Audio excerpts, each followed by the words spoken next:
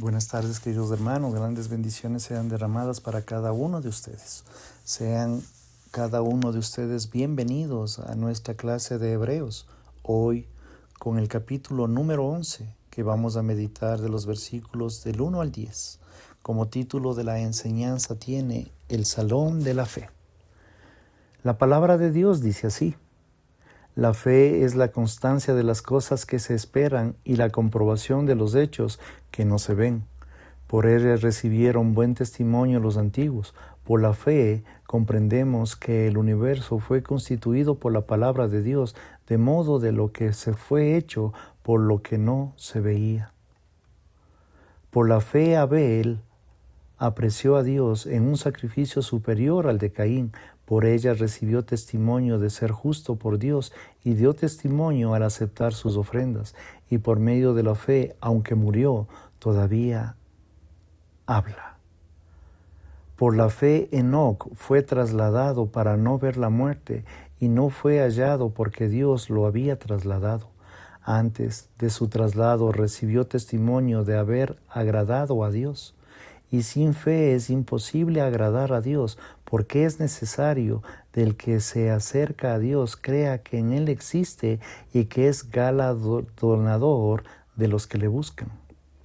Por la fe, Noé, habiendo sido advertido por la revelación acerca de las cosas que aún no habían sido vistas, movido por el temor reverente, preparó el arca para la salvación de su familia. Por la fe, él condenó al mundo y llegó a ser heredero de la justicia, y es según la fe.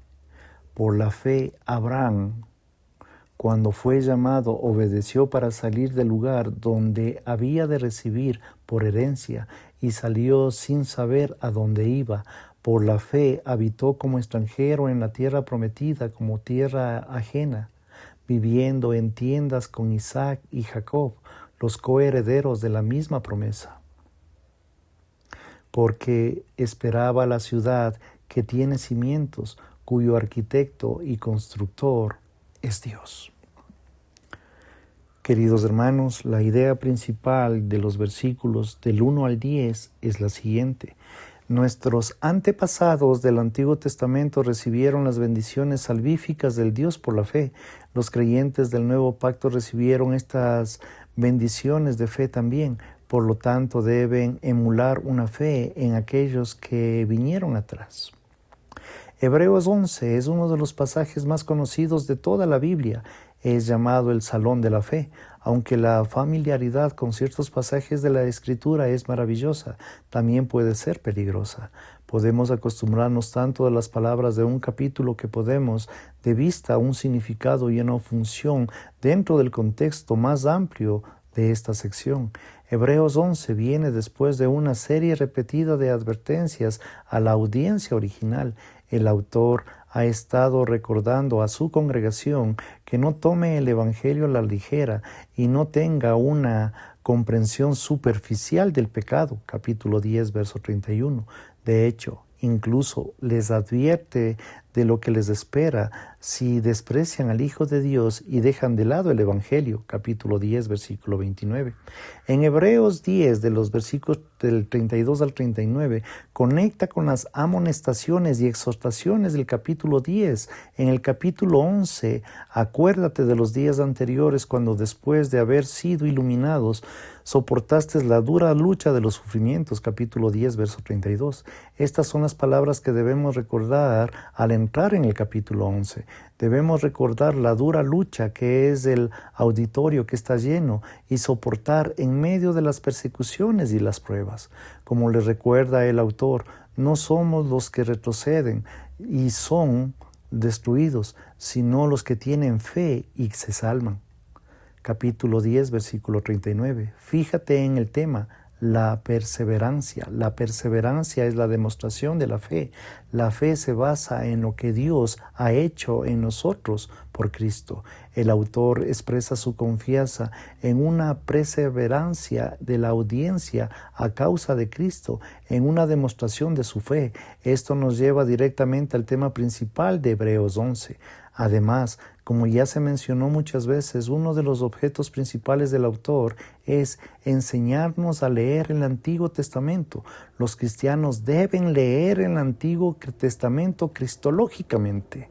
Dios incluyó en la historia de la redención tipos y sombras que apuntaban a Jesucristo.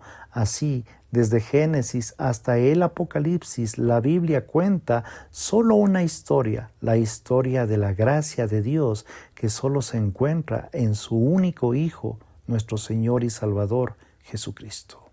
Sin embargo, también debemos recordar que leer el Antiguo Testamento cristológicamente no significa que estamos imponiendo algo al Antiguo Testamento que no esté allí. De hecho, una de las observaciones hermenéuticas más importantes que debemos extraer en Hebreos 11 es el verdadero pueblo de Dios del Antiguo Testamento, los que tenían el corazón circuncidado, tenían el antiguo pacto y todas sus características apuntaban a un Mesías. Esto era algo que se merecía por fe. Estas y otras palabras, así, por la fe miramos hacia atrás, hacia la cruz de Cristo y su resurrección, para recibir la gracia salvadora de Dios. Y así también los santos en el Antiguo Testamento miraban hacia adelante a través de los tipos y las sombras del antiguo pacto, hacia el Mesías. Este tipo de modo recibirían por fe las bendiciones salvíficas de Dios. Por favor, presten atención a los versículos 1 y 2. La aprobación se refiere solo a las bendiciones materiales temporales, más bien se trata de la aprobación escatológica final, un elogio eterno en un lugar de una condena eterna. Es importante recordar que estas son las únicas dos opciones, elogio o condenación. No hay una tercera alternativa. En el día del juicio seremos aprobados en Cristo o seremos condenados sin Él. Cuando se ganó el pueblo de la antigüedad la aprobación de Dios, en estas palabras que se fueron elogiadas de los patriarcas y de los matriarcas de Israel, no se trata solo de una pregunta importante desde el punto de vista teológico, es una pregunta especialmente importante para el escritor y para el público original. A la luz de lo que ha sucedido antes de esta epístola, sería natural que estos cristianos judíos pensaran, ¿y qué pasa con Abraham, Moisés? ¿Cómo fueron incluidos en esta historia de gracia de Dios para nosotros en Cristo? El autor responde claramente que estos hombres y mujeres recibieron la aprobación porque ejercieron su fe. Pablo expone este mismo punto en Romanos 4, de los versículos 11 al 12. Abraham fue considerado justo ante Dios por su fe. Esto lo encontramos en Génesis 15:6. Entonces, pasajes demuestran la constante y clara enseñanza del Nuevo Testamento en lo que redimimos de Israel, en los que vivieron antes de la muerte y resurrección de nuestro Señor Jesucristo, fueron salvados porque confiaron en Dios y sería la fe y sus promesas. Su fe era una fe mesiánica. Tenían la seguridad que vendrían las promesas de Dios, esperaban las cosas aún sin verlas, un libertador que había sido prometido, pero aún no los había llegado a libertar. Por favor, los versículos 3 y 4. En los versículos 3 el autor indica que al igual que empezamos nuestra vida cristiana por fe, también abrazamos una visión cristiana en un mundo de fe en la palabra de Dios.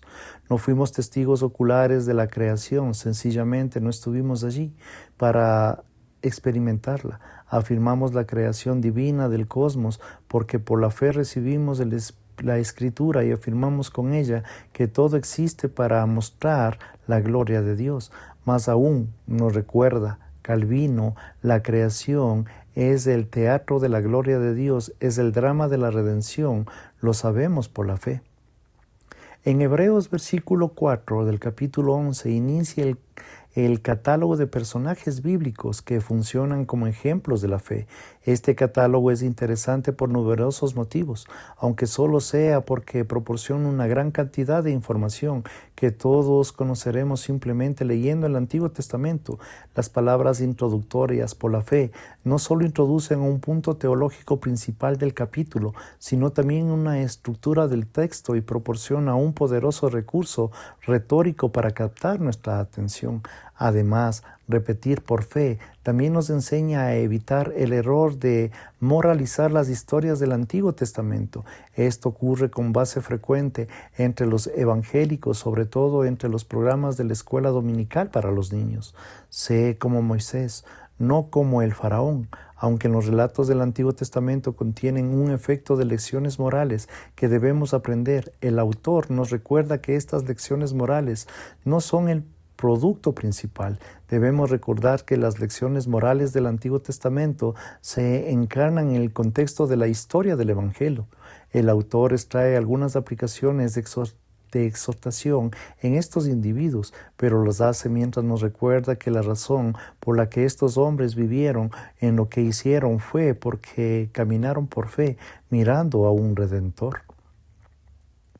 La primera historia por fe se menciona en la que Abel, en Génesis 4, Moisés indica que Abel ofreció un sacrificio, un rebaño, mientras que Caín trajo al Señor una ofrenda del fruto de la tierra. Por supuesto, no hay nada de malo en ofrecer un sacrificio de una cosecha. De hecho, Dios exigió las primicias de la cosecha en sus estatutos dados a Israel más adelante en el Antiguo Testamento. Entonces, ¿por qué aceptó Dios el sacrificio de Abel y no la ofrenda de Caín? Génesis no responde a esta pregunta. Sin embargo, el resto del Antiguo Testamento proporciona algunas pistas sobre por qué aceptó la ofrenda de Abel. Por ejemplo, antes de Hebreos vimos que sin derramamiento de sangre no hay perdón, Hebreos 9:22. Vemos entonces que el sacrificio de Abel prefiguraba en cierto modo todo el sistema de sacrificios del Antiguo Testamento y por lo tanto el sacrificio de Cristo. Abel comprendió que su mayor problema era que estaba bajo el juicio divino y que necesitaba un sacrificio propiciatorio. Su sacrificio fue sangre señalada en su propio pecado y en su esperanza en la provisión de Dios de un Salvador sacrificial. Por eso el sacrificio de Abel fue aceptado. Para Dios fue ofrecido por fe en las promesas de Dios. Génesis 4:4. A la afirmación final, aunque esté muerto, sigue hablando a través de su fe. Es tremendamente interesante y aleatorio. Pensemos así, que si daría su funeral, ¿qué palabras va a integrar el contenido de su panegírico? ¿Cómo resumiría la vida en 15 minutos de reflexión? Es esperar todos los que demos un tipo de testimonio que dejó Abel. Aunque esté muerto, su vida daba testimonio de la gracia y la misericordia. Solo se encuentra en un sacrificio sustituto. Los cristianos deben aspirar y dejar un legado de fe. Deben aspirar y dejar en sus panegiristas una gran cantidad de material que testifique el poder salvador de Jesucristo. Tal y como lo hizo Abel, su fe dio testimonio a la grandeza de Cristo, incluso más allá de la extensión de su vida. Por favor, en los versículos 5 y 6. Los personajes del Antiguo Testamento, el autor decide destacar el capítulo, son notables. Es de esperar que encontremos muchos de ellos: Noé, Abraham, Isaac, Jacob, José, muchas otras figuras del Antiguo Testamento mencionados. Son personajes importantes del Antiguo Testamento, pero a veces el autor de Hebreos destaca un personaje menor, alguien que nunca esperaríamos ver en el propio salón de la fe. Es la Biblia. Está ciertamente en el caso cuando leemos sobre Enoc en el versículo 5. Sabemos poco sobre Enoc. De hecho, solo se le menciona en unos pocos versículos del Génesis. Génesis capítulo 5 de los versos del 21 al 24. El relato que Dios se lo llevó, Enoc, no es muy descriptivo. En otras palabras, aquí hemos registrado un notable final de la vida de Enoc, pero sin embargo no sabemos casi nada sobre él, y es extraordinario el acontecimiento que puso fin a su vida, la única y otra vez en el Antiguo Testamento que se le ocurre algo similar es en el caso de Elías, que fue llevado al cielo en un carro de fuego. No obstante, el autor dice algo importante sobre Enoc. Al final del milagro de su vida aquí en la tierra fue el resultado de su fe. La fe de Enoc honró a Dios. Por lo tanto, Dios encomendó a Enoc para que no se experimentara la muerte. La fe, la honra de Dios, y Dios honra la fe. Enoc es el principal ejemplo de esta realidad. Su fe era un aroma agradable ante Dios. El autor utiliza a Enoc y a Abel como sus pruebas del Antiguo Testamento y la afirmación teológica que se encuentra en el versículo 6. Sin fe es imposible agradar a Dios. Estas palabras nos enseñan las dos importantes verdades teológicas. Primero, sin fe es imposible ser reconocido, mientras que en las obras de la justicia externa y la moralidad generan y pueden encontrarse ante los hombres, estas cosas no son suficientes para encontrarnos ante Dios. Es humanitarismo, la religiosidad, la moralidad y el seguimiento de los catálogos éticos. Personas más escrupulosas no pueden extraer la aprobación de Dios en el día del juicio. Sin fe es imposible agradar a Dios. No hay elogio divino para quienes caminan rectamente según las normas del mundo, pero sin fe en Jesucristo. En segundo lugar, con la fe es imposible condenarse. Esto, por supuesto, es la gloria del Evangelio, la justicia de Cristo, que nos acredita de tal manera que incluso nosotros, nuestros peores pecados y acciones más atroces, no pueden separarnos del amor de Dios. Por la fe en el sacrificio sustitutivo de la resurrección de Cristo, podemos tener la confianza de que no podemos ser condenados, como dice Pablo en Romanos capítulo 8, versículos 38 y 39. Esto nos lleva directamente a la cláusula final del versículo 6. El que se acerca a Él debe creer que existe y que recompensa a los que le buscan. La fe es lo que nos une en las bendiciones de Dios. Confía en las promesas de Dios y reconoce en Él como es un avaro o un codicioso. Dios es un dador bondadoso, un recompensador de los que confían en su bondad. La cláusula hace dos afirmaciones principales. Primero, aceptamos la existencia de Dios por la fe, y segundo, aceptamos las promesas de Dios por la fe. Por decir que aceptamos la existencia de Dios por la fe no es afirmar que aceptamos la realidad de la existencia de Dios contra la razón. Como lo ha demostrado la historia y la teología y la filosofía, hay muchas buenas razones para creer en la existencia de Dios. Aún más hay razones para no ser ateo. Algunos de los mejores y más probados argumentos a favor del teísmo son los llamados pruebas clásicas, que en la existencia de un Dios, el argumento teológico que aumenta la moral y el argumento cosmológico, etc. Sin embargo, el autor de Hebreos nos recuerda que la razón última por la que aceptamos la existencia de Dios es porque creemos que se ha revelado en Cristo y ha hablado en las Escrituras. Hebreos capítulo 1, versículos 1 y 2. Esto se debe asustar a los cristianos. Todas las convicciones sobre la autoridad de la última base en los compromisos de la fe.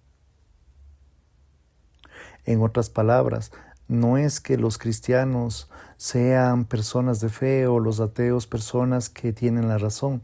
Todo el mundo tiene un punto de partida intelectual y definitivo. Un sistema de creencias es básico para la visión del mundo. Los ateos operan desde una cosmovisión que se basa en un conjunto de supuestos y presunciones sobre lo que reciben por fe, el naturalismo secular y el materialismo. El cristianismo, sin embargo, se acepta la cosmovisión bíblica como un punto de partida intelectual y definitivo.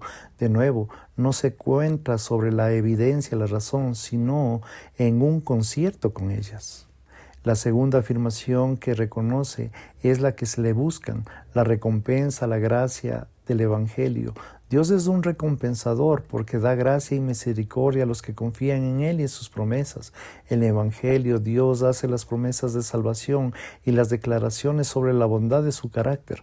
Cuando confiamos en esas promesas y creemos en esas declaraciones, Él cumple sus palabras y nos recompensa por su bondad. ¡Qué verdad tan gloriosa! Cómo se disfruta las bendiciones de Dios, creyendo que Dios cumplirá su palabra de colmarnos de gracia, y así acudiremos a Él con las manos llenas de fe. En el versículo número 7, Noé hace ejemplo a la afirmación teológica de la cláusula final del verso 6. ¿Cómo sobrevivió Noé al juicio de Dios? La respuesta no es simplemente que construyó un gran barco que se convirtió en la construcción del arca. Noé creyó en las palabras de Dios, en sus acciones, y fluyeron en la fuente en sí. Teniendo esto en cuenta, consideremos que el autor de Hebreos nos dice sobre Noé. En primer lugar, Noé creyó en la advertencia de Dios sobre la inundación que se avecinaba en un acontecimiento aún no visto. Esto pone en relieve una vez más en la naturaleza de la verdadera fe que recordamos en el versículo 1. La fe es la realidad de lo que no se espera, la prueba de lo que no se ve. En otras palabras, Noé creía en la revelación divina, incluso en cuestiones de la profecía predictiva. Este pasaje también nos dice que Noé construyó un arca motivado por el temor piadoso. Noé reconoció la santidad de Dios, sabía cómo afirmaba a Hebreos que Dios es un fuego consumidor. Hebreos capítulo 12, versículo 29. El temor reverente es la única respuesta apropiada para la justicia de Dios. Él es maravillosamente misericordioso, pero esa gracia solo se la conoce realmente en el oscuro telón de fondo de su justicia, en la ira contra el pecado. Pero la fe condenó al mundo, como condenó a Noé al mundo. No es que Noé no se sentara en la capacidad oficial como juez sobre el pueblo en el antidiluviano. Más bien, siempre que el individuo vive en obediencia a Dios contra la inmoralidad del mundo, este individuo condena al resto del mundo en una injusticia. Piense de esta manera: ¿qué sucede cuando se pone la luz en una habitación oscura? La luz se destaca en la oscuridad y lo que antes no se veía se revela lo que realmente es. A menudo ni siquiera conocemos lo oscuro que se ha vuelto nuestro entorno hasta que alguien ilumina con su luz. Del mismo modo, la obediencia del hombre justo revela la condena y la desobediencia del mundo. La frase del versículo número 7 es bastante notable. Por la fe llegó a ser heredero de justicia y viene por fe. Entonces, esta última frase del versículo 7, la gloria de la doctrina de la justificación solo por fe, esta frase se muestra en todos los santos del Antiguo Testamento que les imputó a la justicia de Cristo cuando creyeron. Encontramos como ejemplo Génesis 15:6, al igual que los cristianos recibieron la misma justicia solo por fe. Por favor, revisemos nuestras Biblias de los versículos del 8 al 10. La inclusión de Abraham en el salón de la fe se esperaba, pero no en ello menos significativa que Abel, Enoc y Noé. Son figuras anteriores de la formación de la nación de Israel. En otras palabras, formaban parte tanto de la historia de la humanidad como de la historia de Israel, pero Abraham es la cabeza de la nación. Sin Abraham vivió por fe las promesas de Dios, y en un Mesías venidero la implicación de todos estos judíos deberían hacer lo mismo. Si los lectores de Hebreos piensan que rechazar a Cristo y abrazar a Abraham se equivocan. Abrazar a Cristo es el hecho de caminar de acuerdo como lo hizo Abraham. En el versículo 8 se puede bastante apreciar complejo en la primera lectura, pero en el sentido de la frase es bastante sencillo. La fe de Abraham se hace el hecho que dejó su país natal Harán en Mesopotamia, en la obediencia a Dios, aunque en ese momento no tenía ni idea dónde iba. Por supuesto, esto es lo que no parecemos un acto de fe notable, pero eso es simplemente lo que demuestra un poco de para familiarizarnos en lo que estamos en la cultura del antiguo y cercano Oriente. El mundo mesopotámico podría ser bastante peligroso en la protección física. Era a menudo el resultado de estar estrechamente ligado a la familia y a la comunidad. Los viajes eran especialmente peligrosos, ya que separaban a una persona de un lugar, de una protección, y exponían a los meromoleadores y ladrones. En este sentido, el hecho de Abraham saliera de Harán y su viaje a la tierra, como se conocía, sin duda es un notable acto de confianza en Dios. En el versículo número 9 indica que el Señor prometió hacer de Abraham una gran nación y sus descendientes poseerían la tierra. El propio Abraham vivió toda su vida como un extranjero en la tierra de Canaán. No era un residente por la fe. Completó algo que se avecinaba, pero nunca vio el cumplimiento de esas promesas de la tierra fructífera, vasta y descendencia. Este versículo también indica que las promesas del pacto se transmitieron a través de Abraham, Isaac y Jacob. Estos tres individuos forman la base patriarcal de la nación de Israel. Ellos también fueron coherederos como Abraham de la misma promesa. El versículo 10 explica el contenido de la fe de Abraham, que es un motivo de obediencia. Estaba en la ciudad para que tiene fundamentos, cuyo arquitecto y constructor es Dios. La imagen de una ciudad en contraste con las experiencias nómadas de Abraham es bastante poderosa. Abraham vivía en tiendas de campaña. Las tiendas no solo apoyaban los cimientos, sino los cimientos implicaban su permanencia. Hay dos puntos importantes en este pasaje. Primero, la ciudad de Dios, que constituye una ciudad eterna. A la ciudad de Dios que constituye no será como las ciudades de Mesopotamia o Egipto o incluso la antigua Roma, que una vez se les llamó la misma ciudad entera. Estos lugares han venido a ser y se han ido. Han sido saqueados, han sido vandalizados, despojados y arrastrados. Todo lo que queda de ellos son ruinas, pero la ciudad que Dios está construyendo es realmente la ciudad eterna. Es totalmente segura e inmovible y no puede ser destruida.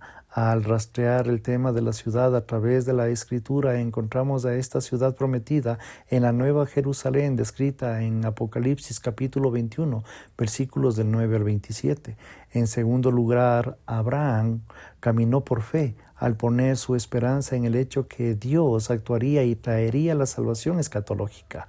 Abraham no solo esperaba heredar la tierra de Canaán, sino miraba más allá de Canaán, hacía que esto persiguiera. Al llegar a la ciudad del cielo, a la tierra y a la resurrección y a la creación por parte de Dios, Abraham marcó toda su existencia viviendo en la anticipación del hecho que Dios sería su fiel a sus promesas. En otras palabras, Abraham fue fiel en el presente debido a la confianza que Dios tenía en él para el futuro. Seamos sinceros, si no tenemos ninguna seguridad de gozo de la vida venidera, entonces tiene sentido perseguir todo el placer que podamos en esta vida. Como dice Pablo en 1 Corintios 15:32, comamos y bebamos porque mañana moriremos. Sin embargo, como cristianos no podemos depositar nuestra satisfacción y esperanza últimas en las promesas de los placeres que ofrece este mundo. Debemos vivir por fe, reconociendo que un día experimentaremos la alegría que es el mayor que cualquier alegría que podamos conocer aquí en la vida. Las alegrías de este mundo son fugaces y pasajeras, pero las alegrías del cielo son eternas, abundantes y nunca desaparecerán. Si vivimos para esas alegrías, pondremos nuestros afectos en la eternidad, viviremos vidas significativas para Cristo y soportaremos el sacrificio de su nombre mientras buscamos la alegría que nos espera en la ciudad celestial de Dios. Nuestras ciudades, nuestras casas, nuestras comodidades de nuestra vida son efímeras. Esto es una ciudad eterna, pero los cristianos saben que hay una ciudad en donde Cristo es el Rey. La fe en Cristo es solo lo que nos otorga la ciudadanía en esta ciudad. Abraham vio la ciudad incluso cuando era miembro de la tribu errante en medio del desierto. Así era su fe. Pues no sabemos los miembros de la tribu errante en el desierto, pero todos los cristianos somos peregrinos en esta tierra que no es nuestra.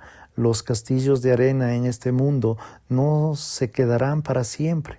En cambio, la ciudad celestial que es eterna es la que nos espera. Pongamos por favor nuestra mirada en esta ciudad eterna para que sea nuestro gozo y nuestra esperanza venidera. Gracias, queridos hermanos, por su tiempo. Si el Señor lo permite, estaremos en una próxima enseñanza. Bendiciones.